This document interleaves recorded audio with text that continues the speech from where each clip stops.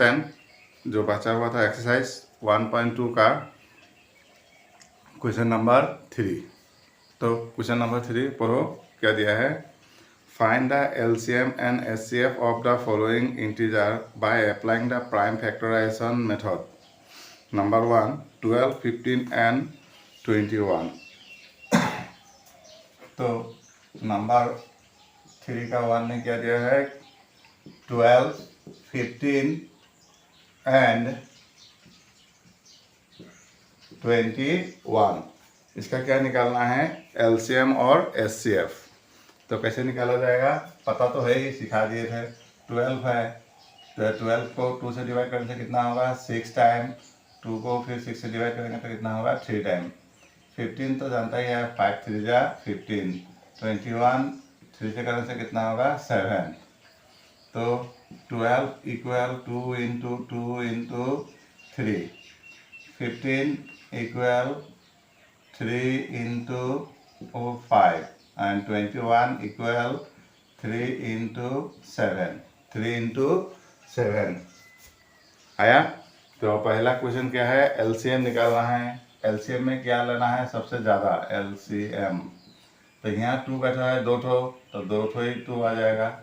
2 is here how many 2, so come here 2 into 2। 3 3 3 एक ही ठो है, इसमें भी एक ठो है, इसमें भी एक ठो है, इसमें भी एक ठो है, इसीलिए एक ठो ही आएगा। 5 एक ठो और 7 एक ठो। तो 2 2 जा 4, 4 5 जा 20, 20 इंटू 3 60, 60 और 7 मल्टीप्लाई कर 6 7 जा 42। आगे समझ में। और SCF मतलब कॉमन। तो दोनों में कॉमन क्या हो रहा है देखो, एक 3 और 3, खाली तीनों में क्या कॉमन हो रहा है 3, इसीलिए कॉमन क्या होगा 3, मतलब SCF कितना हो गया 3।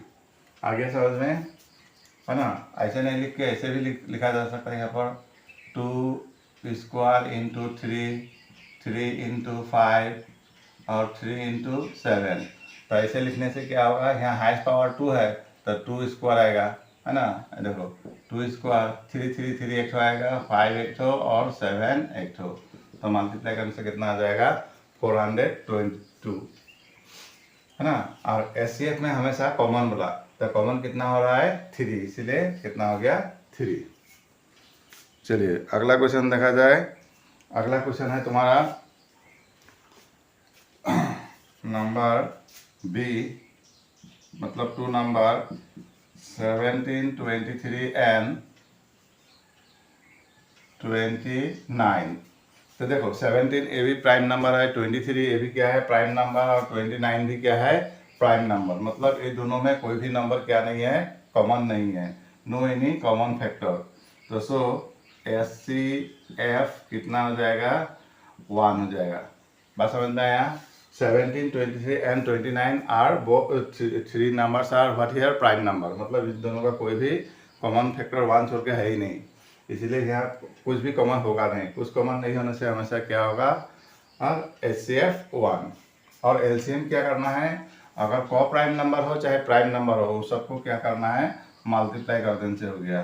LCM क्या करना है, प्राइम नंबर हो चाहे को प्राइम नंबर हो दोनों को क्या करना है सबको मल्टीप्लाई कर देना है। तो यहाँ पर LCM हो गया 17 इंटू 23 एंड 29।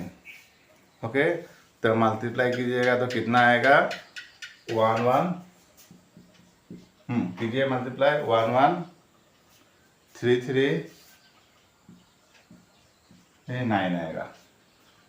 आगे समझ में।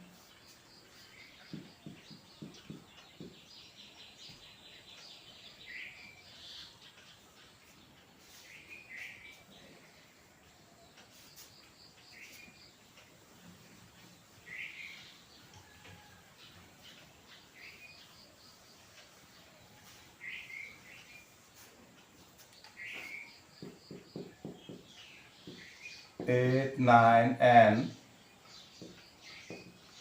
25। तो इसमें क्या होगा 8 मतलब क्या हो गया 2 इंटू 2 इंटू 2, 2 2 जा 4, 4 2 जा 8। 9 मतलब क्या हो गया 3 इंटू 3। 25 मतलब 5 इंटू 5। तो इसमें कोई भी नंबर कॉमन नहीं आ रहा है, तो कोई भी नंबर कॉमन नहीं है, एचसीएफ कितना होगा बोले थे 1। और एलसीएम क्या होगा, सबको मल्टीप्लाई कर दो, एलसीएम कितना होगा 2 into 2 into 2, 3 into 3 into 5 into 5, है ना। तो इसको मल्टीप्लाई करने के लिए 2 2 जा 4, 4 2 जा 8, 8 5 जा 40, 40 और 5 मल्टीप्लाई करने से कितना होगा 200, कितना हो जाएगा 200, और 3 3 जा 9, है ना। 200 और 9 मल्टीप्लाई कीजिए, कितना होगा 9 2 जा 18 और 00 हो गया। चलिए अब देखते हैं नंबर 3 नंबर हो गया। नंबर 4 क्या दिया है, given that at HCF of 306 and 657 equal 9, find LCM. तो given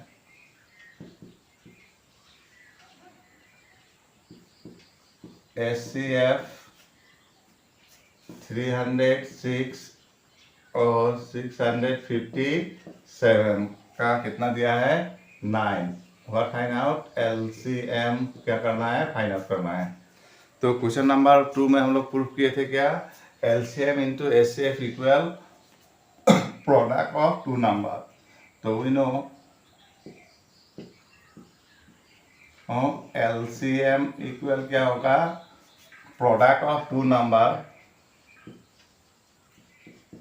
product of 2 number by HCF.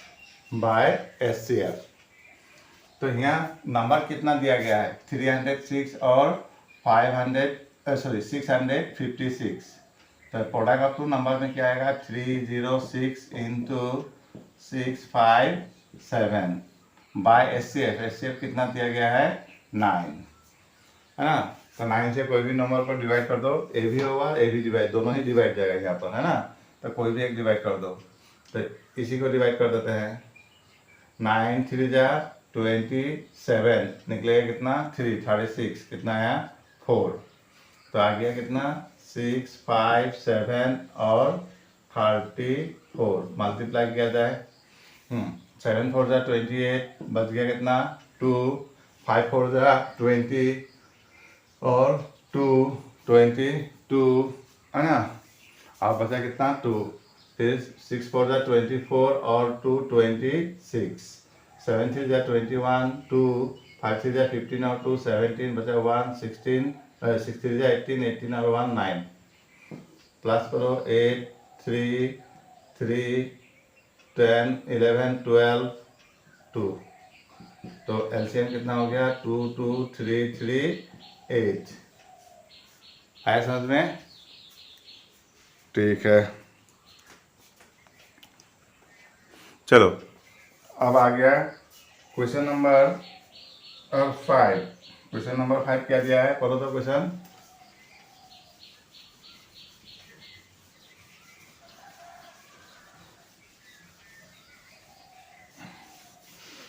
Question number 5 दिया है, check whether 6 to power n can end with the digit 0 for any natural number n।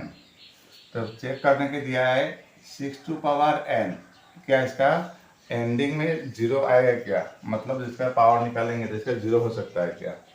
तो देखो 0 आने वाला number एक ले रहे हैं हम लोग, कितना यहाँ ले लिए कितना 30, तो 30 का फैक्टराइज करेंगे तो कितना आएगा 2 इंटू 3 इंटू 5, जो एंडिंग क्या हो मतलब यूनिट प्लेस में क्या रहेगा 0 होगा, उसका फैक्टर में हमेशा क्या आएगा 2 and 5 आएगा ही, है ना। कोई भी नंबर ले लो, जैसे तुम 80 ले लेगा, 80 उनसे कितना होगा 8 इंटू 10, 10 मतलब क्या हो गया 2 इंटू 5, है ना। 0 मतलब डिवाइडेड बाय क्या होगा 10, 10 से डिवाइड होने से लिए उसका फैक्टर में हमेशा क्या आएगा 2 और 5 आएगा, 2 and 5। तो अब यहाँ पर देखा जाता है क्या है 6 है, तो 6 का फैक्टराइज करने से क्या आएगा, 6 का फैक्टर करने से क्या होगा यहाँ पर 2 इंटू 3 टू पावर n, है ना। कितना आएगा 6 to power n equal 2 into 3। तो यहाँ पर क्या हो गया, फैक्टर में क्या आया, so only the prime number, यहाँ पर so the only the prime, only नहीं चाहिए, so the prime in the factorization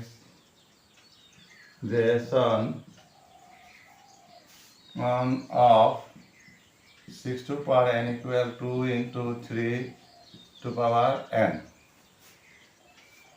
तो इसमें क्या नहीं है, 2 है मगर 5 नहीं है, 2 है और 5 नहीं है ना, इसीलिए हम लोग क्या लिख देंगे, सो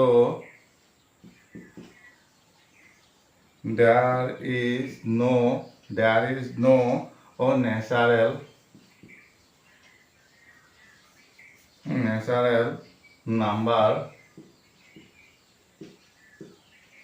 natural number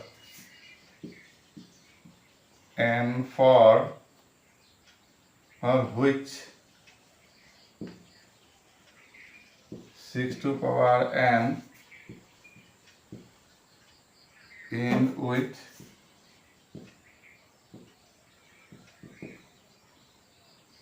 the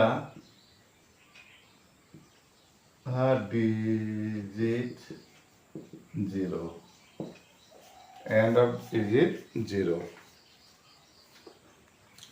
ओके, चलो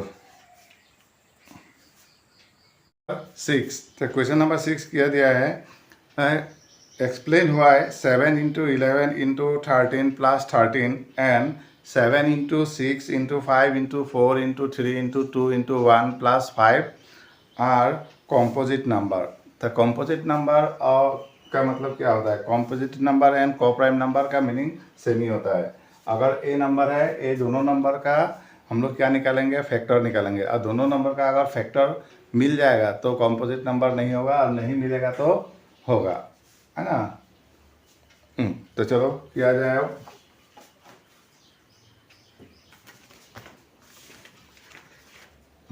तो इसको करने के लिए हम लोग क्या करेंगे, पहले यहाँ पर 13 और 13 है तो 13 कॉमन ले लेंगे, तो 7 इंटू 11 प्लस 13 कॉमन ले लिया तो कितना बचेगा 1।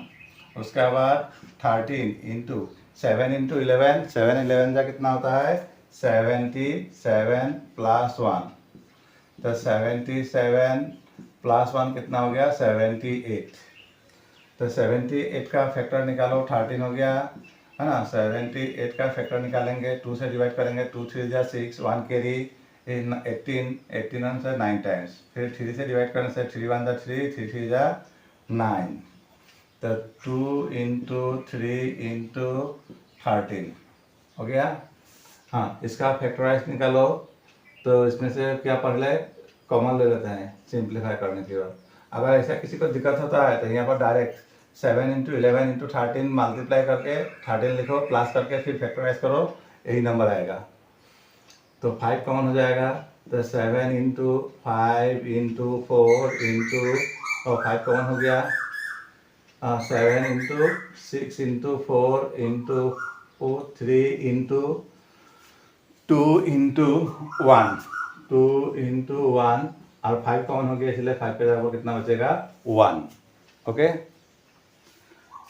हाँ, अब मल्टीप्लाई करो, 2 1 जा 2, 2 3 जा 6, 6 4 जा 24, 24 और 6 से मल्टीप्लाई कर दो, 6 4 जा 24, बचा कितना 2, 6 2 जा 12, 12 टू 144। उसके बाद 7 से करो, 7 4 जा 28, 2 है ना, 7 4 जा 28 और 2 30, 0 बच गया 3, 7 1 जा 7 3 10, तो कितना आ गया यहाँ पर 1008 प्लस 1, है ना। तो उसके बाद क्या हो गया 5 इंटू 1009, तो 1009 क्या हो गया, ये प्राइम नंबर हो गया, इसका फैक्टर नहीं होगा। तो देखो यहाँ पर ये दोनों नंबर क्या हो गया, कॉम्पोजिट नंबर, क्योंकि कॉमन फैक्टर नहीं है। ओके, तो 7 into 11 into 13 plus 13 and 7 into 6 into 5 into 4 into 3 into 2 into 1 plus 5 are क्या होगा, composite number। Clear? Okay.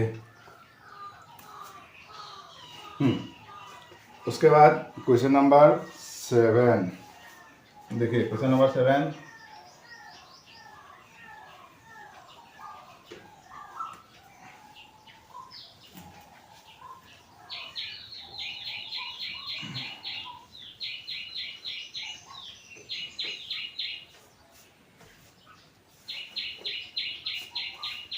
Question number 7 किया गया है, there is a circular path around a actual post field, Sonia take 18 minute to drive 1 round to the field and Robbie take 12 minutes of the same. Suppose they are both start at the same point and at the same time and go in the same direction. After how many minutes will be they meet again the starting point? पहले question को समझते हैं। जो field है वो कैसा है, circular, ऐसे राउंड है ना। तो इसमें कौन कौन आदमी दौड़ लगा रहा है, इसमें सोनिया और रवि। सोनिया को एक राउंड मारने में, मान लो स्टार्टिंग पॉइंट यहाँ है, यहाँ से एक राउंड मारने में उसको कितना मिनट लगता है, 18 मिनट सोनिया को। और रवि को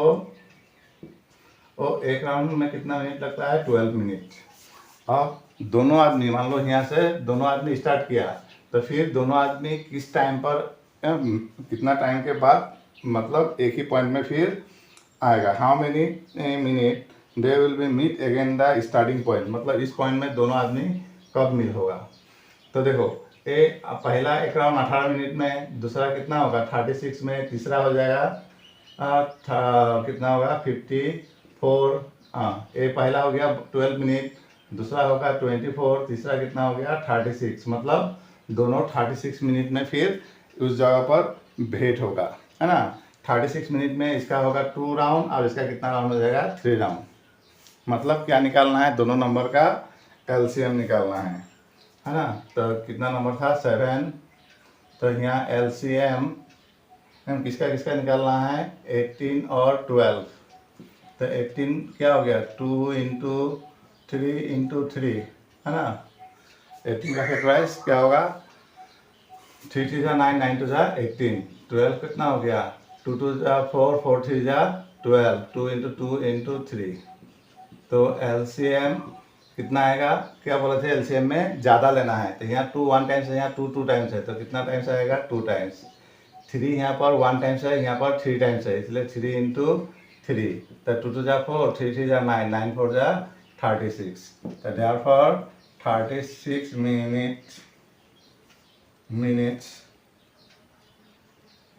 how many 36 minutes will they meet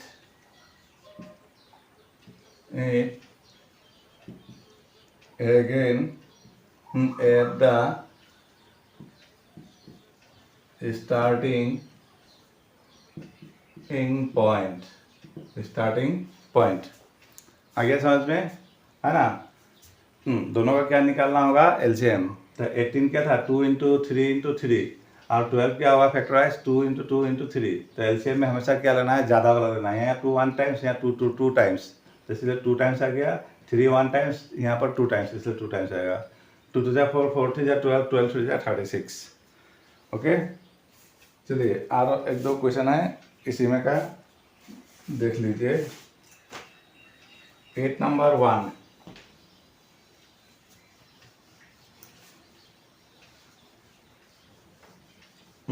question पढ़िए तब तक। 8 नंबर 1 क्या बोला है, the soldier in the regiment can be stored in a sum row containing of 15, 20 and 25 number of soldier. Find the less number of soldier in the regiment. मतलब एक regiment में soldier है, उन लोग को वो 15 में और 20 में और 25 में क्या कर सकता है, डिवाइड करने से रिमाइंडर नहीं बचता है, तो कितना होगा। तो इसका वैल्यू अभी तुम लोग क्या निकाल देना है, एलसीएम निकालना है। किसका किसका, एलसीएम ऑफ कितना कितना नंबर दिया है, 15, 20 और कितना दिया गया है, 25 का। तो 15 मतलब क्या होगा, 3 इंटू 5, 20 मतलब क्या होगा, 2 इंटू 2 इंटू 5, 25 मतलब क्या हो गया, 5 इंटू 5। तो एलसीएम बोलो एलसीएम कितना आएगा, यहाँ 2 नहीं है, यहाँ 2 दो ठो है तो 2 ठो 2 आ जाएगा, 3 एक ठो ही है, यहाँ पर एक ठो आएगा, और 5 यहाँ एक ठो, यहाँ एक ठो, यहाँ 2 ठो है ना। Here how many times, 2 times means 5 into 5। तो 2 2 जा 4 और 4 5 जा 20, 25 जा 100 इंटू 3 300। तो therefore और number of soldier, therefore number of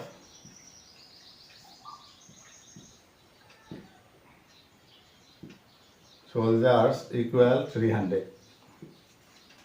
okay, इसे क्वेश्चन एमसीक्यू में भी दे सकता है, देखिएगा ध्यान से।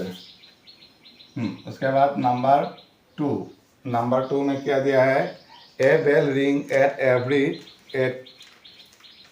18 second and another bell is ringing every 60 second. If they 2 bell ring simultaneously at the instant, then find after the how many second will be the bell ring simultaneously again। मतलब 2 घंटी है, मान लो 1 घंटी है, इधर 1 घंटी है, ये वाला कितना टाइम पर बजता है, 18 सेकेंड में बजता है ना। एक बार बज गया, फिर 18 सेकेंड के बाद बजेगा, फिर 18 सेकेंड के बाद बजेगा, फिर 18 सेकेंड के बाद, और दूसरा वाला कितना क्या है, 60 है, तो वो भी 60 सेकेंड बज गया, फिर 60 सेकेंड के बाद फिर बजेगा, फिर 60 सेकेंड के बाद फिर बजेगा। तब दोनों एक साथ कब बजेगा, मतलब दोनों नंबर का क्या निकालना है हम लोग को, एलसीएम निकालना है। किसका किसका, 18 और 16 का। तो 18 का लिए फैक्टराइज क्या होगा, 2 3 जा 6, 6 3 जा 18, और 60 का एलसीएम कितना हो जाएगा, 60 2 से डिवाइड करेगा 30, 2 से डिवाइड करेगा 15, 3 से 5, तो 30 का फैक्टराइज 2 इंटू 2 इंटू 3 इंटू 5, तो एलसीएम कितना हो गया, देखो 2 1 टाइम्स, यहाँ 2 टाइम्स, तो कौन सा आएगा, 2 टाइम्स वाला आएगा, 3 यहाँ 2 टाइम्स, यहाँ 1 टाइम्स, तो कितना टाइम्स आएगा, ज़्यादा वाला मतलब 3 टाइम्स, 5 एक ठो, तो मल्टीप्लाई करो, है ना। 2 और 5 मल्टीप्लाई करने से 10, 0 इसका काम करता हूँ, 2 3 3 जा 9, 9 2 जा 18, है ना। मल्टीप्लाई करने से हो गया, 2 2 जा 4, 4 5 जा 20, 20 इंटू 3 60, 60 और 3 180, मतलब दोनों बेल 180 सेकेंड के बाद बजेगा। मतलब ए 3 बार में 3 बार हो जाएगा, इसका कितना टाइम्स हो जाएगा, 10 टाइम्स हो जाएगा, है ना। तो therefore the bells ring after